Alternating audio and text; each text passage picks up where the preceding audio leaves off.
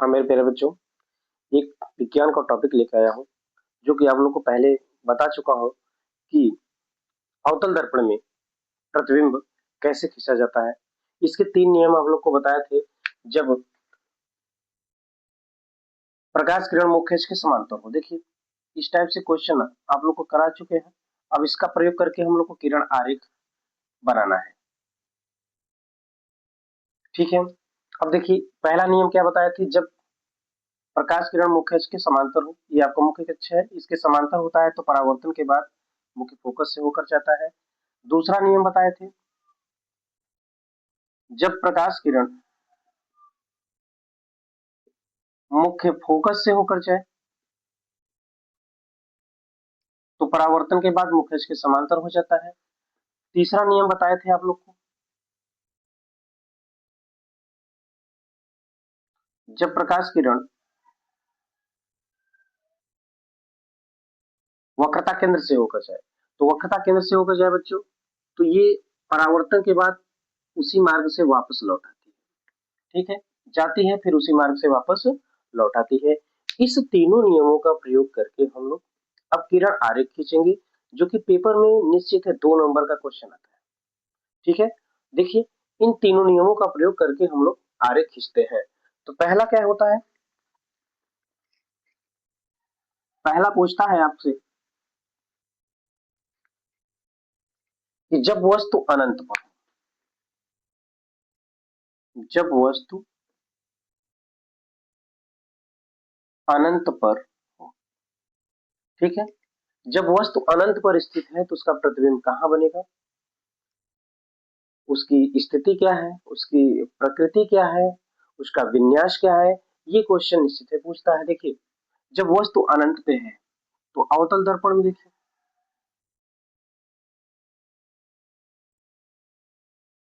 ये आपका P हो गया, ध्रुव जिसे कहते हैं, ये F हो गया और ये क्या हो गया, C होता है। ठीक है, जब वस्तु अनंत पे है तो मुख्य अक्ष के समांतर आ रही है, तो परावर्तन के बाद ये कहां से जाएगी, मुख्य फोकस से होकर चली जाएगी। दूसरा नियम क्या है, देखिए ये भी देखिए मुख्य अक्ष के समांतर है, तो परावर्तन के बाद मुख्य फोकस से होकर चली जाएगी। ठीक है, तो जहां पे परावर्तन के बाद दोनों किरणें काटती है वहीं इसका प्रतिबिंब बनता है। तो देखिए प्रतिबिंब कहां बना है, मुख्य फोकस पे। तो ये प्रतिबिंब की स्थिति कहां है, प्रतिबिंब कहां स्थित है, प्रतिबिंब की स्थिति कहां है भैया, मुख्य फोकस पर। मुख्य फोकस पर, ठीक है, प्रतिबिंब कहां स्थित है, मुख्य फोकस पर।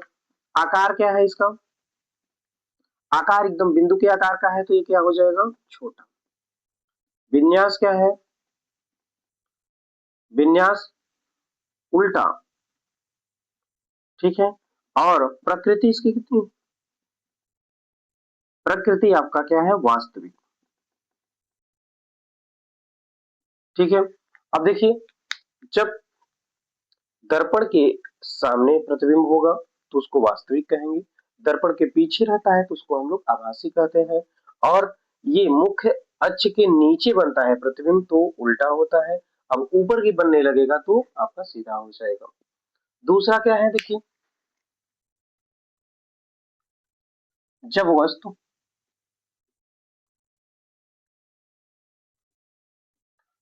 अनंत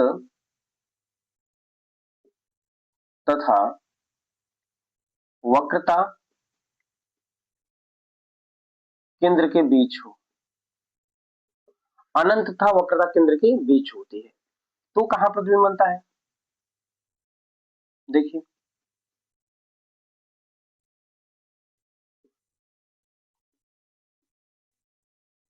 अनंत तथा वक्रता केंद्र के बीच मान लेते हैं, यहाँ पे कोई वस्तु है।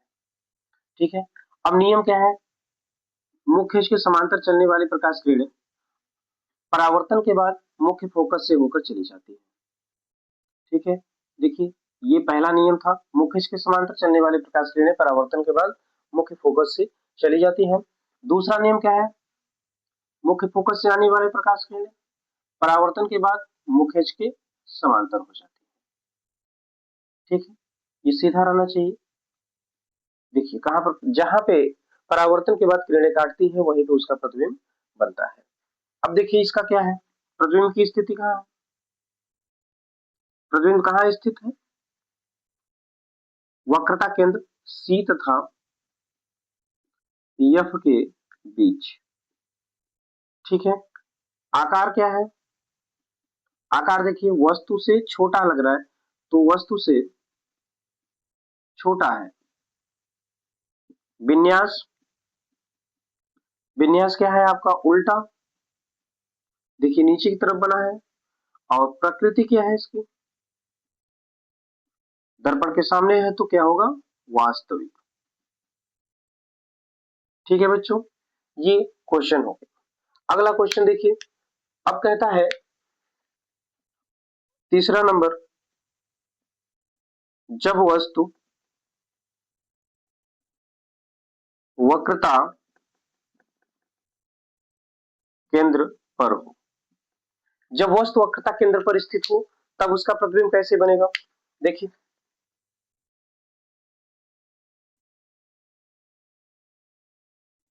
ये P है, ये F है और ये C है। मान लेते हैं वस्तु यहीं पे स्थित है, ठीक है, वक्रता केंद्र पर। तो नियम क्या है, मुख्य के समांतर चलने वाली प्रकाश किरणें परावर्तन के बाद मुख्य फोकस से होकर चली जाती है। ठीक है, दूसरा नियम क्या है,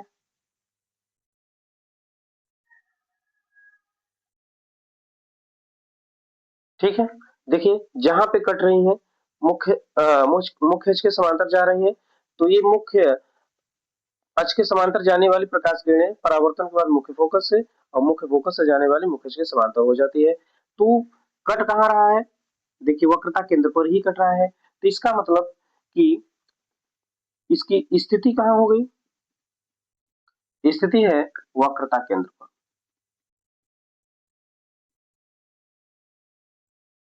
ठीक है, आकार, वस्तु का आकार कितना है, देखिए वस्तु के बराबर है।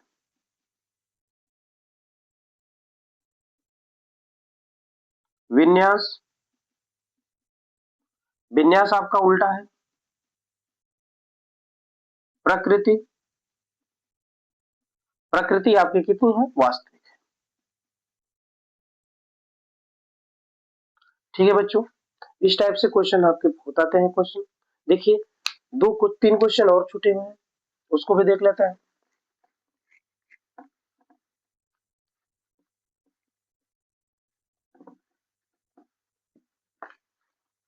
आरेख इसका बहुत जरूरी है, आरेख आता है क्वेश्चन, दो आरेख दे के 2 नंबर का 1-1 नंबर का क्वेश्चन पूछ लेता है। इसको आप लोग अच्छे तरीके से सीख के परीक्षा में जाइएगा। देखिए जो चौथा है आपका, चौथा प्रश्न है, जब वस्तु, जब वस्तु C तथा F के बीच हो। ठीक है बच्चों, जब वस्तु वक्रता केंद्र तथा फोकस के बीच स्थित हो तो प्रतिबिंब कहाँ स्थित होता है। अब देखते हैं,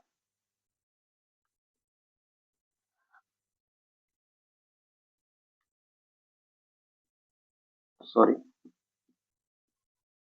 देखिए जब वस्तु मान लेते हैं यहाँ पे स्थित है, जब वस्तु C तथा F के बीच स्थित है तब प्रतिबिंब कैसे बनेगा। देखिए मुख्य से समांतर चलने वाली प्रकाश किरण परावर्तन के बाद मुख्य फोकस से होकर चली जाती है।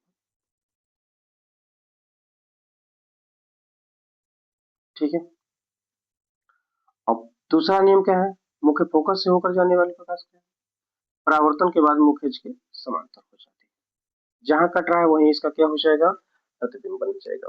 अब देखिए इसकी स्थिति क्या है, प्रतिबिंब की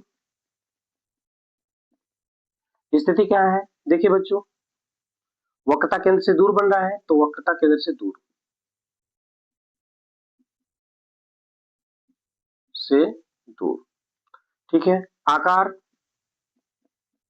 आकार है बड़ा, देखिए वस्तु से बड़ा हो गया। विन्यास, विन्यास आपका उल्टा है। और प्रकृति, वास्तविक। ठीक है, C तथा F पे स्थित वस्तु का प्रतिबिंब वक्रता केंद्र से दूर, बड़ा, उल्टा तथा वास्तविक बनेगा। इस टाइप से लिखते हैं। अगला देखिए जो 5वां क्वेश्चन है हम लोग का, जब वस्तु मुख्य फोकस पर, देखिए ये मोस्ट क्वेश्चन है। जब वस्तु मुख्य फोकस पर स्थित हो तो अक्सर ये क्वेश्चन आता है।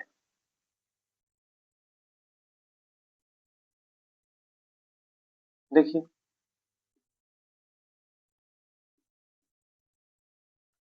अब वस्तु मुख्य फोकस पर स्थित है, यहाँ पे मुख्य फोकस पर स्थित वस्तु का प्रतिबिंब कहाँ बनेगा, देखते हैं। पहला तो यही है, मुख्य के समांतर चलने वाली प्रकाश किरणें परावर्तन के बाद मुख्य फोकस से होकर चली जाती है। अब ये देखिए एक नियम आपका,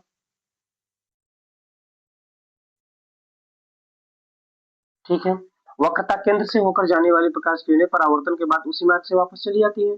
अब देखिए दोनों रेखाएं समांतर हो गई, दोनों रेखाएं समांतर हो गई, इसका मतलब ये कहीं नहीं काटेगा। अब कहीं नहीं काटेगा तो इसका प्रतिबिंब कहाँ बनेगा, अनंत पर बनेगा। देखिए अब प्रतिबिंब की स्थिति कहाँ है, स्थिति अनंत पर।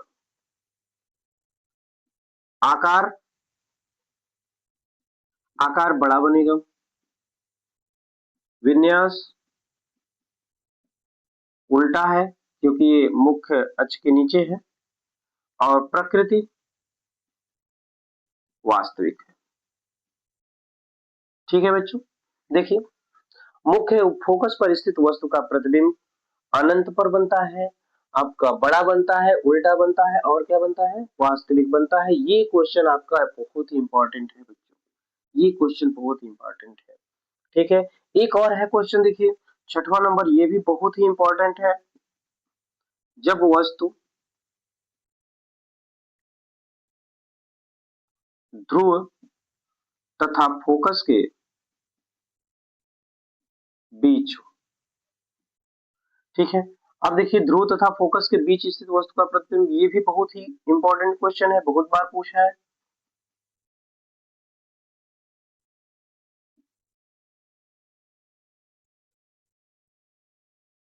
अब मान लीजिए यहाँ पे वस्तु है, अब पहला नियम वही है, मुख्य के समांतर चलने वाली प्रकाश किरणें कहां से जाती हैं, मुख्य फोकस। आगे देखिए,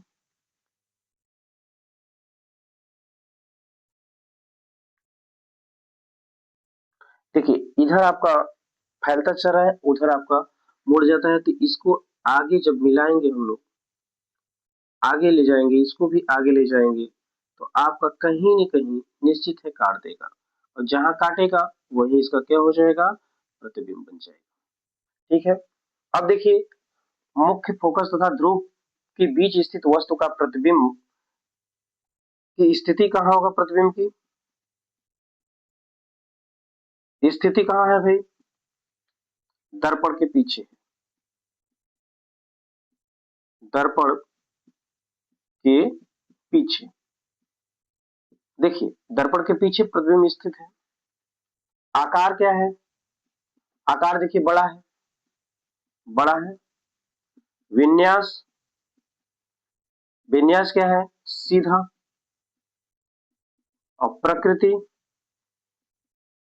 प्रकृति क्या है आपका, आभासी। ठीक है बच्चों, आभासी प्रतिबिंब है। एक अवतल दर्पण में एक ही ऐसी जगह है कि ध्रुव तथा फोकस के बीच में कि प्रतिबिंब आभासी बनेगा, सीधा बनेगा।